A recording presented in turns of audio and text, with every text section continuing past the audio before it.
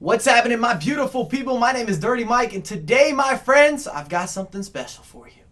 So, of course, Weekend League, 40 games. And I asked you guys on Twitter, would you like to watch all 40 in terms of the highlights? We kind of do a recap, talk about the squad, just a little bit of everything. And the overwhelming response was, yes, please! So, this video is going to be long. And if you enjoy it, please drop a thumbs up. Let's try to get 1,500 to 2,000 likes. That tells me this is worth my time in terms of recording all the matches, putting them together, the highlights, talking about it, subjects that we're going to cover, you name it. And in the comments, if you have any questions, anything you want to talk about in terms of FUT Champions, maybe subjects for the next video, boom, get in there. And also, one more thing in the comments. All right, one more. I want to create dialogue. What's the best goal from this video, in your opinion? Because there's going to be a lot of goals. In fact, 91 goals will be seen in this video, to be specific. And I actually conceded 36 within the 40 games. So that's not too bad. About 2.2 goals for, and just under a goal for each match, if you guys want to do some math. And that's what you're seeing in the backdrop is all my games. And for me, I actually struggle between the 15 to 25 margin area. I don't know why. And I was talking to August Rosemeyer, which we will have a video coming out this week, about, hey man, where do you find the most pressure or the most problems when you're playing FUT Champions? And he said the exact same thing. And I'm not sure if that's just because when you're at that point, so many top players are there, or if you just run into the park the bus premium pros. I'm not sure. But that just seems to be my area that runs into issues. In fact, I started kind of crummy in this last weekend of FUT Champs, and we're able to kind of put it back together. We're able to bring things back to a decent place, an acceptable spot. I typically finish between 31 and 34 wins, and that's kind of my area for the most part. And it's just a matter of a little bit of luck and being possibly a bit smarter with how I'm playing some of these matches in terms of changing 33 or 34 into 36, 37, 38. Because if you were not aware, well, then I'm going to drop some knowledge. Pro FIFA players are not playing other pro FIFA players. That's why you're seeing 40 and 0s, 39 and 1s, 38 and 2s so often. Because if they were all playing each other, then someone's got to win, someone's got to lose. I believe this last weekend there was 9 40 and 0s. 9. That means they are sitting there trying their best to cherry pick the worst type of opponent possible. And I haven't been doing this myself. And that's not to don't give me a pat on the back or clap it up. I was embracing this whole competition. And I haven't added or put in every little precaution maybe to help myself a little bit more in terms of the hoe levels. I don't know if that counts as a hoe level. That information is available because EA has a flaw in their matchmaking. They should not they should not supply any information when you go into a match. It should be either you're playing the game or you're not playing the game. Don't show me anything with that person's club. When was it created? Don't show me their club name. Those are flaws. It would be great if they couldn't even show your kit, because people would actually get matched up all the way random. I understand that the kit is very important. You don't want to play green kit versus green kit. Makes sense. And if you're colorblind, such as Air Japes, then you definitely need to see the kits. But it would be great if there was some way to hide a little bit more information, because then you wouldn't be able to, oh, maybe I'm only going to play these guys, or only want to play people from these years. And one of my subscribers was talking to me this week, and he said he was on a Nick stream, and I didn't witness any of this. I didn't hear it myself, so there's a disclaimer made. But he was on Nick's stream, and he said that he was in a chat with Nep. So Nick and Nepenthes were speaking. And Nep said, I'm only going to play people from 2015 or 2016 in terms of when they created their club. So I thought to myself, that makes sense. Logically speaking, more likely you're going to play people that might be new to FUT, or they're on a fresh account, and they just might not be as good as someone who's a FUT founder or someone who created an account in 2012. Is it something that you can knock somebody for doing? I don't think so, because EA provided that information, and this is still a competitive game mode. Even though I haven't been necessarily pushing that or doing it like that on my live stream or when I've been playing the matches, it does make sense, because you might be able to get an extra win here, or extra 2 wins there, and the rewards they obviously upgrade. They improve as you perform better. So it's worth mentioning. What do you guys think about that? I've got to get a water session in here. When I put together this video, I wanted to make it a little more raw, a little more uncut, and more like we're having a conversation. You're there watching, and I'm talking to you, and we're kind of going back and forth, and the comments might be the place for that little back and forth action. I want to talk about my team, so let me pull this up over here. You guys should have seen this squad, whether you were on the live stream. I made a whole video dedicated to this squad where I start in the 4-3-2-1, which is a standard, and then I switch into the 4-3-1-2, another very common or commonly used technique when you're looking at FUT Champs or any competitive FIFA, just so you can get the most players into your squad and still have good chemistry, right? You want to have full chem. And I also want to reference that whenever you switch formations, you're also going to have to switch your instructions if you're in a game already. I feel as if some people don't know that, and they switch formations and they don't realize that now any preset of instructions that you had, those don't carry over. You've got to go in and do it manually once again. And if you don't watch the pro scene, if you're not familiar with it, then you may never have seen that before in your life, and you don't understand why your players won't sit back when you told them to stay back, and so forth and so on. But yeah, I'm going to talk about the team, and because we have so much time in this video, I'm going to discuss every player in my starting 11. I think that's a good look. A lot of people want to know, is this guy worth it? Did he perform up to par? How about this dude here? Why don't you pressure that way? Why don't you? I got you. We're going to talk about it. And I think I'm going to start with the defense. So defensively, you've got the king, Mr. Alaba, who's the best left back, in my opinion, in this year's installment, even though I've heard a lot of people that are starting to put a lot of positive, a lot of superlatives behind Alexandro, but I would still prefer Alaba. We know about Boateng, highest rated center back, best center back in the game. I'm not even sure if there's many legends that are Boateng level. I think the Desai or the Rio Ferdinands, the Blancs. Who else am I missing defensive-wise? Maldini, you could play as a center back. Those guys are in the same zone, but there's just not players better if you're looking at regular center backs, normal cards, not an inform, not a legend, not a team of the year that'll be coming soon or a team of the season. Boateng is so physical and so dominant on the pitch in terms of being able to dictate when people pass the ball this way, when they have to shift that way, and he can bump off even the likes of a Ronaldo or a Gareth Bale, which is where a lot of fullbacks struggle, and that's why physicality is so important this year. Another reason you see Kyle Walker used over Bellerin is just off the physicality. That is the stat that changes things for people. And I noticed that August Rosemeyer, who one of the best pros in the world, he was using that Inform Manolis. He got the untradeable version. So did I, actually, and those red cards. And he had teamed him up with Perez, and he said he loved that combination. And he had Nainggolan above them for the center mid. And that might be something that grows in popularity. I could see that. I could absolutely see that happening. I'm going with Koscielny, though, and Kyle Walker. Kind of a classic mix with Petr Cech. If you prefer De Gea over Cech, you could get Smalling in there. If you want Neuer, you can put Neuer in there, and then just make sure you have the premium links on that right side. But it's been good for me. I really can't complain defensively. I didn't lose games in FUT Champs because my defense was suspect. I mean, it wasn't always perfect, but just the overall, when you're looking at, okay, Mike, you scored 91 goals, cool. Okay, you conceded 36 goals, pretty solid. Under a goal per game, maybe you'd like to score a little bit more than 2.2. I've always said if you can get to an average of 3 goals for and none against, that you're just going to dominate. You're going to win a lot of matches. And I've always looked at 55% possession on average being a go-to place.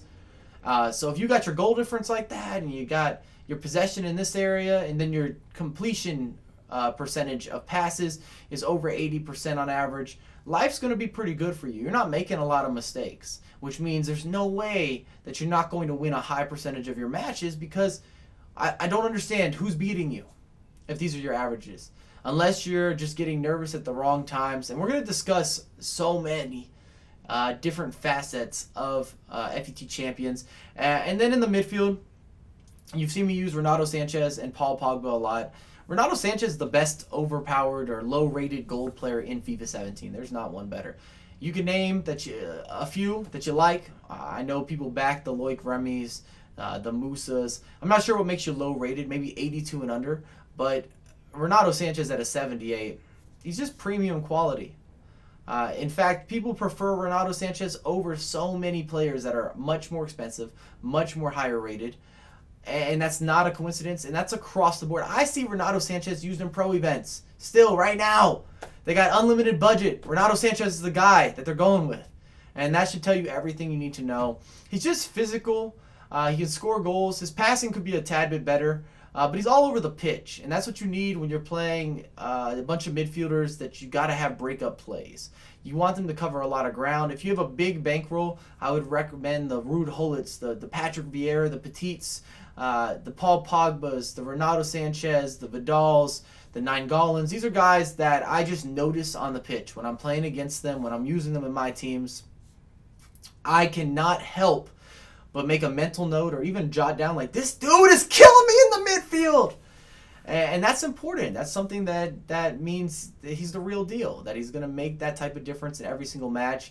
And then Paul Pogba is 6'3", 5-star skills, physical, can pass, can dribble, can shoot. He doesn't really have any weak points. And in this formation, I was really debating, did I want him as a center mid or did I want him as the cam? And if I had him as the cam, then as a center mid, was I going to play Benzema there? Was I going to play Modric? And I just felt like I'd get more out of Pogba than those players in that position. If I had another legend, though, maybe you bump Pogba up to that cam, and then you bump the legend, such as the Vieira or the Hullet or something along those lines to break up plays. I don't know. Hullet is so good. He's almost somebody I'd want to have in the attack once again, just to utilize him to the maximum. And let's talk about player stats real quick. So I wrote down every player statistic. I might throw it on screen, I might not. So if I don't put it on screen, you better listen really well. So my leading goal scorer was Gareth Bale, who had 27 goals in 40 games. Pogba had 18, playing from that center mid position.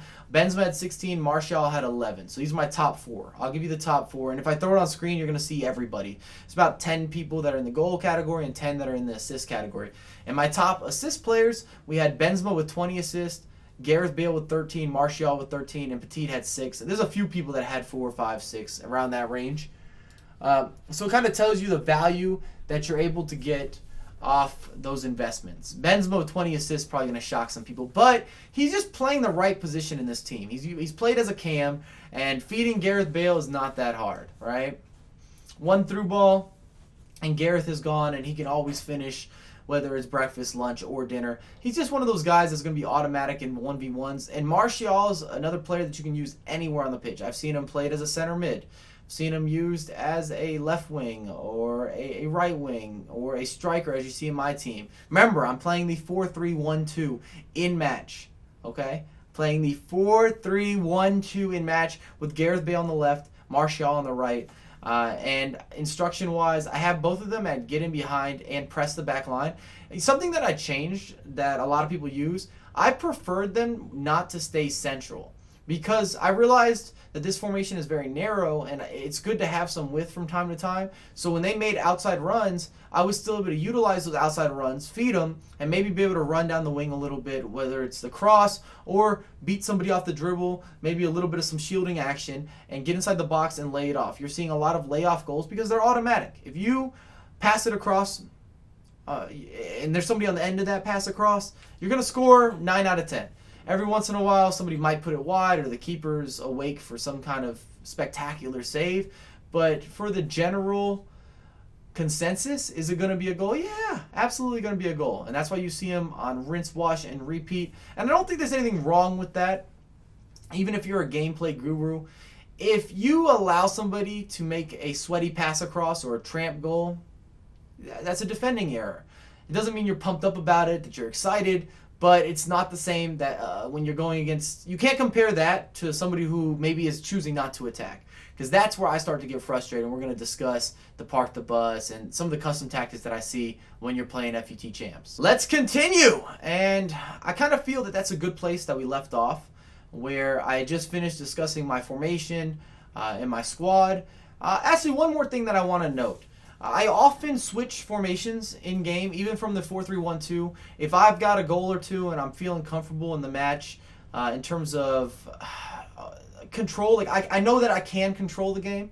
It's not somebody that's putting this pressure on me so heavy that I feel that I almost got to stay pressuring myself, if that makes sense. So if you're playing somebody that is bringing the pressure heavy, and both you guys are playing narrow formations, sometimes it's better to stay in your narrow formation and y'all just go back and forth, canceling each other out with that pressure, versus switching to a more defensive formation or a defensive tactic, and now you're really getting overwhelmed because they're bringing all that same heat that they were pushing before, but now because of your formation swap, it's not always an advantage that people think it may be. Because you still got to generate some sort of attack. But I do like to swap into the 4-2-3-1, which is a little more balanced. You can build up slow and fast with a little more ease. It's just a better formation for controlling a match. And it defends well against wide formations. Because the 4-3-2-1, did I say the 4-2-3-1, excuse me, the cams, the two cams, the left center attacking mid and the right center attacking mid, they are much wider than people realize if you've never played that formation. Therefore, you are able to kind of stretch the defense, and you're also able to defend people that are trying to go outside in or even inside out. They're trying to get down those wings. It's a good formation even when you're pressuring a match late because, and it might surprise some people, because you're able, if you go very attacking and maybe your custom tactics you put them very wide, you're able to take away outlet passes. And speaking of getting back into a match if you're losing, and especially if you're losing by more than one goal, the 3-4-2-1 is an excellent formation. If you have good players in your starting 11 or in your lineup, I definitely recommend this formation. I know Japes started using it in FUT Champs, and he was having a lot of success with it. But it's a good chase formation because you just cover up all the outlets. And if you know what you're doing, you're not too wild, and you have a good team where you can win a lot of 50-50s, the bumps, and just, oh, there's a header in the air, and so forth and so on, especially if you have legends. You are able to dictate the tempo. You're going to increase the tempo. You're going to be able to make your opponent play faster, and if you're losing a match, that's the key. You've got to change something, because if he's able to play slow and composed and he's already got the lead, you find yourself in a position where you're trying to play comeback and it's just hard and you get frustrated. And that's been a big dilemma for me on the stream. I stream some of the games, I play some of them in my room just chilling, and I get myself revved up and I get triggered on the live stream when I play against some of these guys that I feel like just are not choosing to attack. That frustrates me the most, and I just find a lot of those guys in that mid area where I was talking about that 15 to 25 game mark seems to be my trouble area. I find a lot of those dudes where I'm not sure if it's because they know they're playing me from the very beginning, that they just go park the bus from the jump, or they've been just, that's their style. They want to play no offense. And with custom tactics, you can do some amazing things. Not good amazing, bad amazing. You can do some real, I'm going to say suspect. Amazing should never be applied to this. You can do some real suspect stuff in terms of making sure your players never go forward. And if I was going to make a patch, if Mike was dropping a patch tomorrow, these are the things that I need to improve ASAP, all right, if I'm EA Sports. Number one, the servers. The reason that park the bus and ultra defense and no pressure, no aggression tactics work or have any kind of value is because the servers are very bad. They're slow, which doesn't allow you to break down your opponent's park the bus, and it just seems like so many shots get blocked, which brings me to point number two. The AI blocks so many shots on their own. They didn't earn it. They didn't read what I was going to do, and one of the big advantages you have when you go up against a park the bus or somebody who's putting all their players in the box, you got to take long shots. You have to shoot from distance, and if the AI is going to block those shots on their own, that's very problematic, and it encourages people to not play defense, and I don't like that. I want things to be manual. I want a skill gap. Going into water break number 2 right now. So you can see we're putting up a lot of goals. Remember to let me know in the comments which goal you like best. But those are the two main focuses that I need to see from EA. And number 3 is I'd like to see the whole FUT Champs matchmaking system swapped in terms of eliminating the club name and when your club was established. I just think that's unfair that people get that kind of information before going into a match. I would hate to be an FUT founder. And I've been playing Ultimate Team for a long time, just an account that I guess I haven't been on that much. My account's at 2016, and it still will take me sometimes 5 to 7, looking like 5 to 7 attempts to look for a match in order to be able to find an opponent, because people know, oh, I think that might be Dirty Mike, and I don't know if I want to play him. And that brings me to, this is why I hate the park and the no aggression and some of the stuff that goes down in Ultimate Team, because people know they're playing me. When they head into a match, people will no longer attack. And I'm not trying to toot my own horn. I'm not trying to be cocky in any sort of way. People just play different. And they think it's going to be on YouTube, and I guess in this video maybe it is.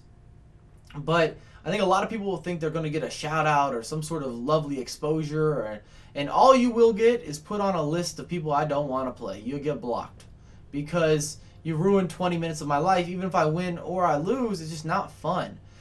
When you go against somebody who doesn't push anybody's forward, even from 0-0. I play a lot of people. I'm saying I play more people where the game is even in terms of goals. There's no goals that have been scored. They're not ahead. I play more people that are playing park the bus from the jump than people that actually swap into a park the bus after they're winning a match against me. And that's so frustrating. And if you've made it to this point in the video, we're going to do a little bit of some spoilers in case you didn't know how many wins I finished with. You didn't know how many losses I had, etc., etc. But I just want to talk about some of the wins, some of the losses, and just kind of discuss everything from this weekend. And to do that, we got to talk about the record a little bit. So I finished 32-8, which is okay. For the way that I started, I did finish out pretty well. I want to say the last 15 to 20 matches, I only lost 1 or 2 games, which is supposed to be against the best people, of course.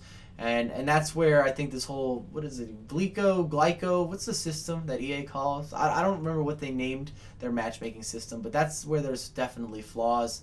There's just too many 40-0s right now. There's just way too many 40-0 matches, and that's because people are able to choose their opponents. They're able to kind of, hey, I don't want to play this, and you're not seeing pro versus pro, which is fine. I don't blame those people at all. But with that being said, is that really what you want to advertise, EA? We have a leaderboard system where the name of the game is to avoid the best players. Do your best to avoid the best players, and that's how you become a pro. That's not good, or that's how you get to a regional. I don't think it's a good premise. I know this is still experimental, so maybe we'll see some changes. EA's got to understand, or got to be seeing the Reddit post or the forums where people are bringing this up. It's not new. But I wanted to talk about the record mainly because I want to talk about the 8 losses. And the 8 losses that I had, all right, 4 of them reversed the super park the bus guy. And I'm talking the dude that parked it from the beginning, and I just never made good chances. And unfortunately, he got one of those breaks.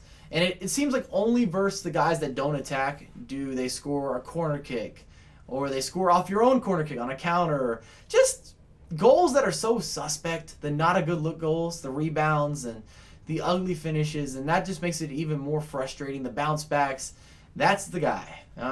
You can count on it. That's the guy.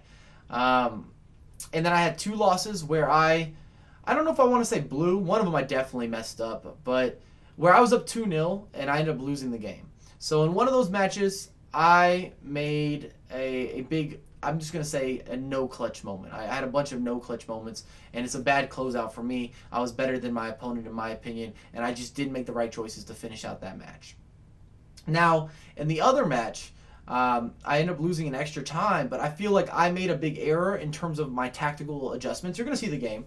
He had an amazing team. I'm talking the Messi, the Bale, the Ronaldo, everybody you could ask for in terms of building a squad that is going to create a lot of problems for your opponent. He wasn't a bad player, strong custom tactics, very aggressive, and I go up 2-0. I think I'm up 2-0 in the 20th minute. And I want to say around halftime, I changed into a 4-2-3-1, which is a lovely formation. I love it. I'm very comfortable. But because he was so aggressive, it made it where I was then on the defensive for the entire game. I was constantly on the defensive from that point forward, whereas before there was a lot of back and forth in the midfield, and I could have pushed on and got another goal, but because I went a little more of a defensive route, not a park the bus, nothing like that, just a couple CDMs, less attackers, I couldn't get out of my own area very well. I was stuck trying to find a big through ball down the wings, or maybe trying to do some passing in the midfield, and it was just high risk and not even a high reward. So just poor choice for me, and he came back and he won. I can't say anything though. I just think I made a tactical error. And if you blow a game where you're ahead, if you give up goals when you were up 2-0 or something like that, that doesn't mean that you're not clutch. It doesn't mean that you don't have that gene. It just means that you made some bad choices in that match. Or your opponent was excellent. There's times where people make comebacks against me, and I'm sitting there like, damn, I really can't complain here. This guy just hit a long shot from 32, and then he put together some great intricacies in terms of his build-up, and he got the equalizer. So now we're 2-2. You just got to go forward from there. And then another 2 matches. You've already seen them, I believe, but I lost both games 1-0. My opponents actually got outplayed really significantly. I think I hit the post a couple times in each match, but my finishing was not clinical. So I lost 1-0, and I allowed them to hang around. I think one of them I gave them a goal in the 2nd minute, and then I dominated everything from that point forward. I just couldn't believe it, and that's how FIFA could work, though. FIFA will keep you very humble at times, but I actually got off the game after the 2nd loss. Back-to-back losses is not good for FUT Champions, and I felt like, hey, maybe your composure isn't there right now. You're missing easy things that you normally finish. You're hitting the post on shots that you always tap in. And it really cost me 2 wins that were automatic in my mind. So we would have been at 34 instead of 32 if I could at least take those back. And that's kind of the difference between just playing your best or taking your opportunities well. That's why I always talk about composure, being clinical. I'm just looking at some of this gameplay. I just saw some of the most unlucky of bounces. I remember when that happened. I don't know if it's matched up when I'm speaking perfectly, but there was a moment where Koscielny was chasing back. I make a tackle. He bumps into Boateng. Both of them don't react. The guy has an attacking player that runs in and gets a free goal, and it actually cost me even a 2nd goal because I was so triggered off conceding an unlucky bounce back. And that's what I was talking about, composure, being clinical, and then also being patient. Because when you start to rush, you leave yourself open. And you don't want to leave yourself open, not in FIFA 17, because it just seems that people are always looking for that counter. So if you're not focused, and that's another reason the live stream sometimes really hurts me when playing this, because I'm interacting with you guys, I'm talking to somebody, or I'm talking to the chat, or I'm talking to one of my subscribers sometimes in the mic, and that doesn't always bring out the best focus, and you just can't even make a half error in FUT Champs.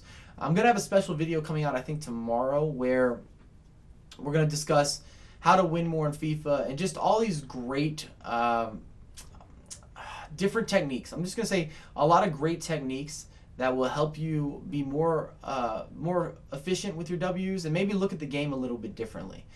Just tactically and matchups. I'm adding something called a pick 3, which I think you guys are going to appreciate, where I'm telling my new guest or whoever's on the show to pick one attacker, one midfielder, one defender that they really like, that somebody they relate to, an expensive choice, sure, and then I'm also going to throw in there a cheap choice, and we're going to see who they choose.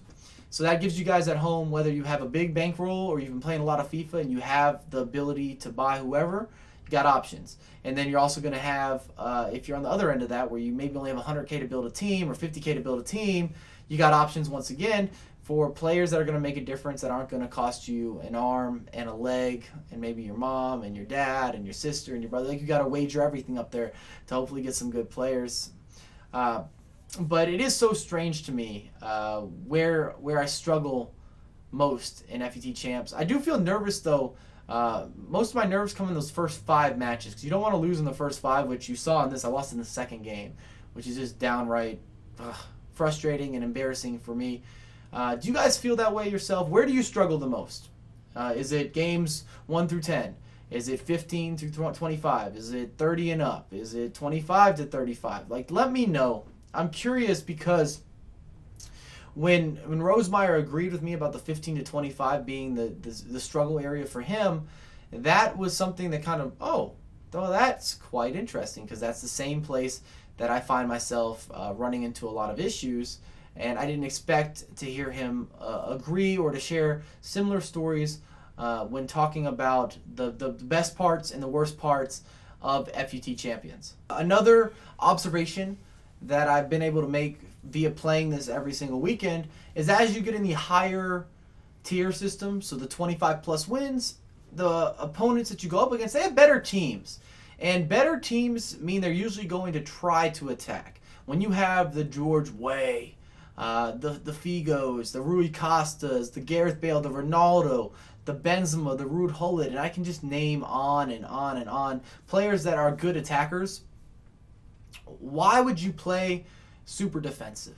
It just doesn't make sense because you're not getting the most out of the squad that you paid for, the squad that you invested in, because those types of players, they're able to overwhelm.